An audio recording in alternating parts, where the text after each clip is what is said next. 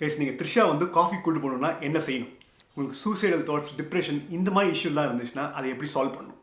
Life long வந்து சைக்காலஜிஸ்ட்டை meet பண்ணாமல் இருக்கிறதுக்கு நம்ம என்ன செய்யணும் பார்க்கலாமா?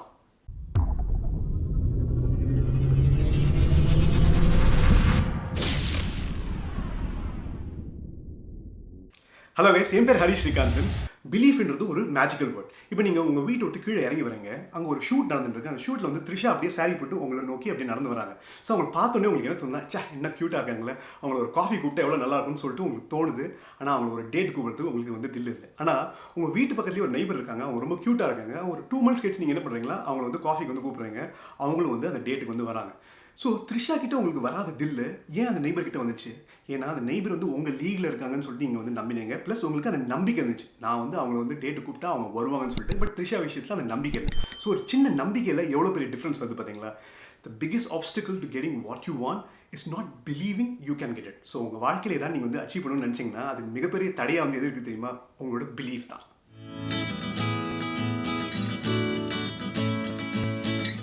கைஸ், நீங்கள் வாழ்க்கையில் எது ஸ்டார்ட் பண்ணாலுமே பிலீஃபோடு வந்து ஸ்டார்ட் பண்ணுங்கள். உங்கள் பிரெயின் வந்து அதை எப்படி அச்சீவ் பண்ணணும்னு சொல்லிட்டு உங்களுக்கு வந்து ஹெல்ப் பண்ணும்.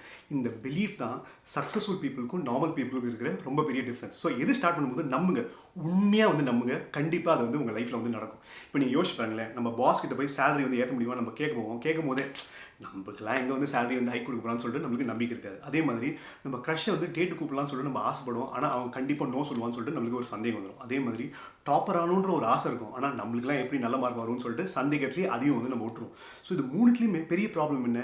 பிலீவ் தான். ஸோ உங்கள் லைஃப்பை வந்து நீங்கள் நெக்ஸ்ட் ஸ்டெப்புக்கு வந்து எடுத்துன்னு போனோம்னா தயவு செஞ்சு பிலீவ் பண்ணுங்கள். ப்ளீஸ், இந்த புக்கோட வந்து டேவிட் ஷார்ட்ஸ் வந்து என்ன சொல்கிறேன்னா, உங்களோட மைண்ட் வந்து ஒரு தாட் ஃபேக்ட்ரி மாதிரி. ஸோ அதில் 2 காம்பனண்ட் இருக்குது. ஒன்று வந்து மிஸ்டர் ட்ரையம்ப், ஒன்று வந்து மிஸ்டர் டிஃபீட். ட்ரையம்ப்னா என்ன? வெற்றி. ஸோ இந்த 2 காம்பனண்ட்டும் சேர்ந்தது தான் உங்களோட பிரெயின். இப்போ இந்த மிஸ்டர் ட்ரையம்ப்க்கு பிலீஃப்ன்றது ரொம்ப ரொம்ப பிடிக்கும். ஸோ ஒரு காரியம் நீங்கள் ஸ்டார்ட் பண்ணும்போது ஒரு பிலீஃபோடு நீங்கள் ஸ்டார்ட் பண்ணிங்கன்னா உடனே இந்த மிஸ்டர் ட்ரையம்ப் வந்து ஆக்டிவேட் ஆகிட்டு எப்படி உங்களால் வந்து அச்சீவ் பண்ணணும்னு சொல்லிட்டு அது வந்து ஹெல்ப் பண்ணும். ஆனால் இம்மி அளவு கூட உங்களுக்கு வந்து டவுட் இருந்துச்சுன்னா உடனே இந்த மிஸ்டர் டிஃபீட் வந்து ஆக்டிவேட் ஆகிட்டு நீ ஒரு வெட்டு நீ லாய்க்கலன்னு சொல்லிட்டு எப்படியான உங்களை கீழே கொண்டு வரதை பார்க்கும். ஸோ எப்படி ஒரு மசில் வந்து நீங்கள் பில்ட் பண்ணணும்னா அதை திருப்பி நீங்கள் கூப்பிடணுமோ, திருப்பி நீங்கள் ஒர்க் அவுட் பண்ணணுமோ, அதே மாதிரி தான் எந்த பார்ட் ஆஃப் த பிரெயினை நீங்கள் திருப்பி கூப்பிட்றீங்களோ அதுதான் வந்து ரொம்ப வந்து ஸ்ட்ராங் ஆகும். ஸோ நீங்கள் வெற்றி பெறணும்னா திருப்பி இந்த மிஸ்டர் ட்ரையம்பை நீங்கள் கூப்பிடணும்னா பிலீவ் பண்ணுங்கள், கண்டிப்பாக சக்ஸஸ் வந்து ஃபாலோ பண்ணும். இனிமேல் உங்கள் லைஃப்பில் எது ஸ்டார்ட் பண்ணுறதுக்கு முன்னாடியும் இந்த கேள்வியில் நீங்கள் ஸ்டார்ட் பண்ணுங்கள். வை கேன் ஐ டூ திஸ்? ஏன் இது என்னால் பண்ண முடியும்? இப்போ நீங்கள் பாஸ் கிட்ட வந்து சேலரி ஹைக் கேட்க போகிறீங்களா? ஏன் இது என்னால் பண்ண முடியும்? உங்கள் க்ரஷ் வந்து டேட் கூப்பிட போகிறீங்களா? ஏன் இது என்னால் பண்ண முடியும்? எக்ஸாமில் டாப்பர் ஆகணும்னு ஆசை இருக்கா? ஏன் இது என்னால் பண்ண முடியும்னு சொல்லிட்டு இந்த கேள்வியை கண்டிப்பாக வந்து கேளுங்க. கேட்டிங்கன்னா உங்கள் பிரெயின் வந்து அதை எப்படி அச்சீவ் பண்ணணும்னு சொல்லிட்டு உங்களுக்கு வந்து ஹெல்ப் பண்ணும். ஸோ உங்களோட ஃபஸ்ட்டு சேலஞ்ச் என்ன தெரியுமா? உங்கள் லைஃப்பில் என்னெல்லாம் டவுட்ஸ் இருக்கோ அதை வந்து அழகாக வந்து லிஸ்ட் போட்டுக்கோங்க. அப்புறம் அது எல்லாத்தையுமே ஏன் என்னால் பண்ண முடியும்னு சொல்லிட்டு எழுதி வைங்க. கைஸ், நெக்ஸ்ட் வந்து நம்ம மைண்டுக்கும் பாடிக்கும் நடுவில் ஒரு விதமான லவ் அஃபேர் எப்பயுமே வந்து நடந்துன்னு இருக்கும். அப்பப்போ நம்மளுக்கு தோணும் தெரியுமா, என்னடா அது வாழ்க்கை செம்ம காண்டாக இருக்குது, என்ன பண்ணுறதே தெரியலன்னு சொல்லி நம்ம வந்து யோசிக்கும் போது நம்ம என்ன பண்ணுவோம்னா பக்கத்தில் இருக்க கடைக்காரனை பற்றி கற்றுவோம், டிராஃபிக்கில் முன்னாடி இருக்க வண்டிக்காரனை பற்றி கற்றுவோம். அப்பப்போ நம்ம பேரண்ட்ஸ் பார்த்து நம்ம வந்து கற்றுருவோம் இல்லையா? ஸோ டோனி ராபின்ஸ் வந்து என்ன சொல்கிறாருன்னா, the difference between peak performance and per performance is not intelligence or ability, most often it's a state your mind and body is in. இது என்ன அர்த்தம்னா, ஒரு நல்ல பர்ஃபார்மன்ஸ்க்கோ ஒரு கெட்ட பர்ஃபார்மன்ஸ்க்கோ உங்களோட புத்திசாலித்தனமோ உங்களோட திறனோ வந்து காரணம் கிடையாது. ஆனால் உங்களோட மைண்டும் பாடியும் என்ன நிலையில் இருக்கோ அதுதான் வந்து நிர்ணயிக்கும். கேஸ், நீங்கள் உங்கள் வீட்டு பக்கத்தில் இருக்க பார்க்குக்கு போகும்போது உங்கள் பெஸ்ட் ஃப்ரெண்ட் வந்து பார்க்குறீங்க, பார்த்தோன்னே உங்களுக்கு என்ன தோணுன்னா, ஏன் அவன் இவ்வளோ கோவத்தோடு இருக்கான்னு சொல்லிட்டு நீங்கள் வந்து யோசிக்கிறீங்க.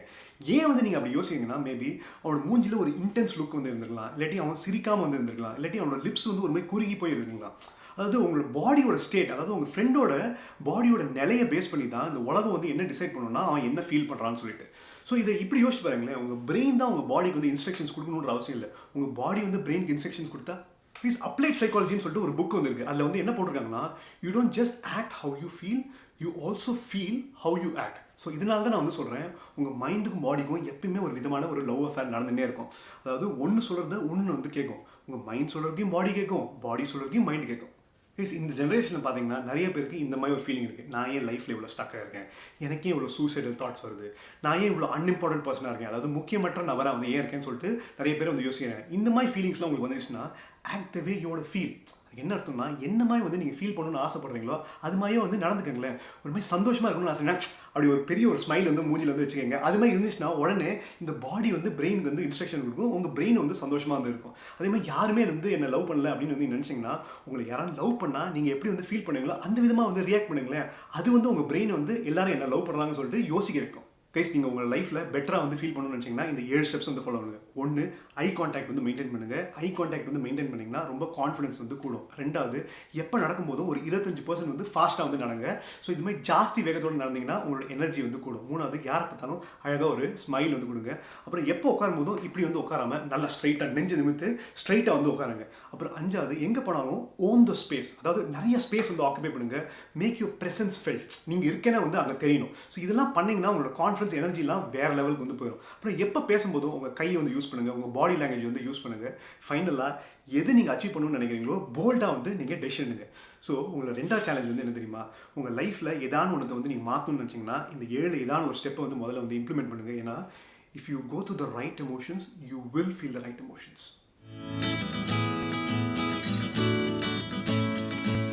நம்மளோட ஃபைனல் கான்செப்ட் வந்து குக்கி ஜார். இப்போ எனக்கு ரொம்ப பிடிச்ச ஆட்டோபயோகிராஃபி பார்த்தீங்கன்னா can't hurt me by David Goggins.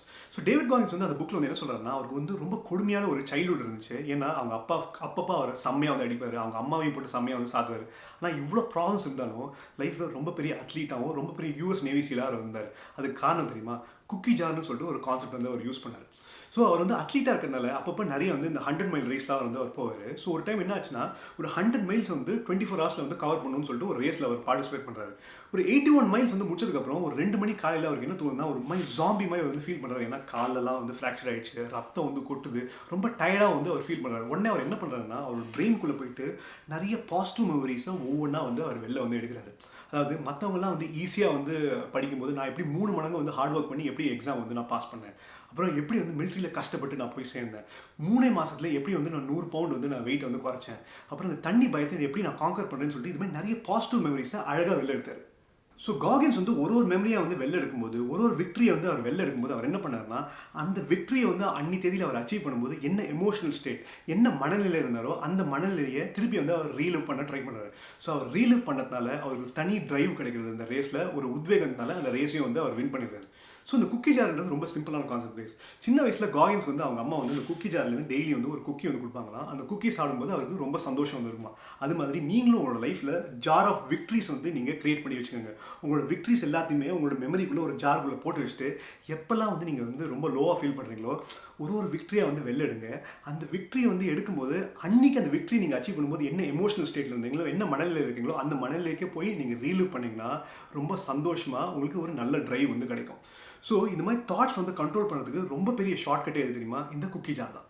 இந்த புக்கோட ஆத்தர் வந்து டேவிட் ஷார்ட்ஸ் வந்து ஒரு சைக்காலஜிஸ்ட் பேசும்போது இந்த சைக்காலஜிஸ்ட் வந்து என்ன சொன்னாங்கன்னா, உலகத்தில் இருக்கிறவங்க எல்லாருமே இந்த ஒரு விஷயத்தை பண்ணாங்கன்னா சைக்காலஜிஸ்ட்டை அவங்க மீட் பண்ணவே தேவையில்லை, எங்களுக்கு மாதிரி ஆளுக்கு வேலையே வந்து இருக்காதுன்னு சொல்லிட்டு. அதாவது எப்பெல்லாம் அவங்களுக்கு வந்து நெகட்டிவ் தாட்ஸ் வந்து வருதோ அது வந்து ஒரு மென்டல் மான்ஸ்டராக ஆகிறதுக்கு முன்னாடியே, மென்டல் மான்ஸ்டர்னா மன அரக்கர்களாக வந்து மாறதுக்கு முன்னாடியே அந்த நெகட்டிவ் தாட்ஸை வந்து நீங்கள் கொண்டுட்டீங்கன்னா உங்கள் லைஃப்பில் ப்ராப்ளமே இருக்காது, நீங்கள் சைக்காலஜிஸ்ட்டை போக தேவையில்லை.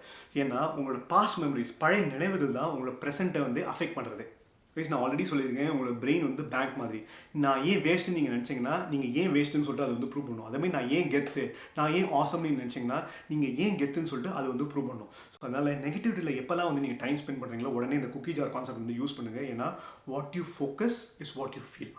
கைஸ், உங்களோட ஃபைனல் சேலஞ்ச் வந்து உங்களோட ஜார் ஆஃப் விக்ட்ரிஸ், உங்களோட குக்கி ஜாரை முதல்ல வந்து நீங்கள் கிரியேட் பண்ணுங்கள். அதாவது எப்போல்லாம் வந்து நீங்கள் வந்து லோவாக ஃபீல் பண்ணுறீங்களோ ஒரு விக்ட்ரியாக வந்து வெளியிடுங்க. அந்த விக்ட்ரியை வந்து அச்சீவ் பண்ணும்போது என்ன எமோஷனல் ஸ்டேட், என்ன மனநிலையில் இருந்தீங்களோ அந்த மனநிலையை திருப்பி ரீலிவ் பண்ணிங்கன்னா நெகட்டிவிட்டி உங்கள் லைஃப்பை விட்டு தூரம் போயிடும். கைஸ், இந்த புக்கோட இம்பார்ட்டன்ஸ் இப்போ நீங்கள் ஆல்ரெடி வந்து புரிஞ்சுருப்பீங்க. ஸோ முதல்ல இந்த மேஜிக் ஆஃப் திங்கிங் புக்கை போய் நீங்கள் வாங்க.